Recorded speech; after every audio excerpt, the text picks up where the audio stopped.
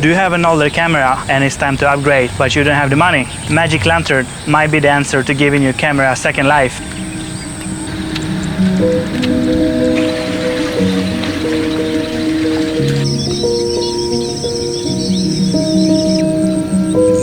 I'm not going to go into the detail of how to install and how to use Magic Lantern.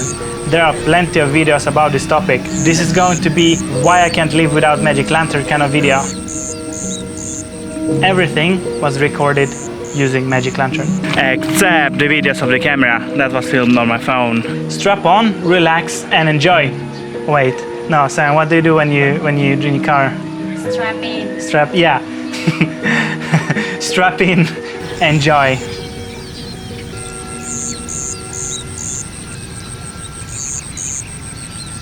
It's not a hack, it's an independent program that runs alongside of your DSLR software each time you start the camera.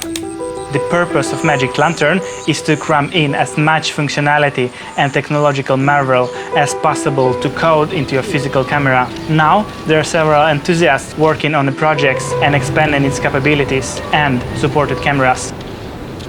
The biggest concern from people who are considering installing Magic Lantern, but never do, comes from the fear of bricking the camera. What it essentially means is to turn your camera into an expensive brick. It can happen multiple ways, but the most common one is when you upgrade the firmware on your camera. This can even happen from official sources when you patch your camera's firmware. That's why you're not allowed to turn off your camera while camera is patching. Essentially, to install the new patch, you need to remove the old one. But what happens if you remove the old firmware and turn off the camera or install the wrong one? Yes, the camera will not function. The same can happen when you tinker with your camera. There are several things that can go wrong. It almost always a user-introduced error.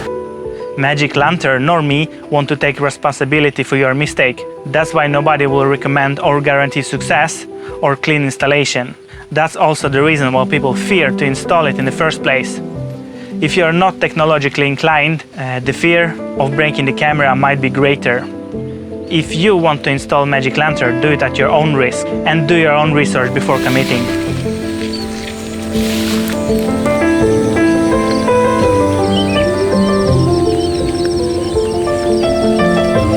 So why do people commit to risking the camera like this? I was happy with my camera when I first bought it, but it didn't take long before I outgrew its functionality. Some of the features that more expensive cameras offer was missing.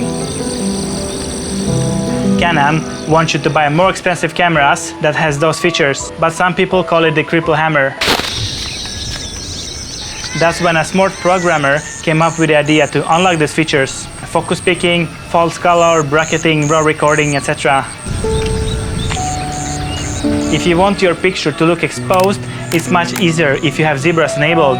You will also want to see a waveform of the image you are recording and possibly focus peaking.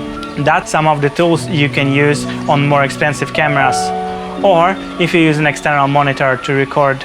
These tools makes it much easier for videographers to record good videos. But what will you do if you already bought an older camera without those tools and don't have the money to upgrade? That's when Magic Lantern comes in and unlocks the world full of new tools to play around with and explore.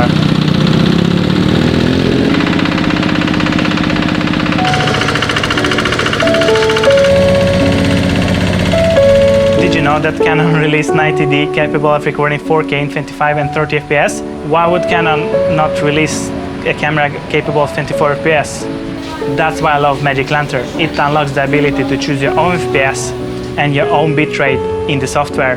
You're only limited by the physical limitation of the camera.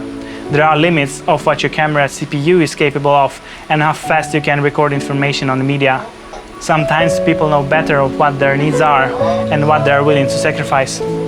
For example, Magic Lantern can unlock the ability to record video in 14-bit RAW, but because of the physical limit of the sensor, it might not be possible to record in RAW format at the desired resolution. Lots of video shooters rather sacrifice the resolution for the benefit of capturing more colors. You are no longer limited by the compression and the decisions that Canon made for you. You have the data rate limit and you decide if you want to sacrifice the resolution for color or not. Now, I'm able to record RAW as any other format, convert MLV files into DNG using MLV app and edit those raw DNG files directly in DaVinci Resolve. It's not only tools for video shooters. Have you ever wondered why you need to buy a separate device to keep track of time and click that shutter button for you? I mean, my phone and GoPro can take time lapses without a problem.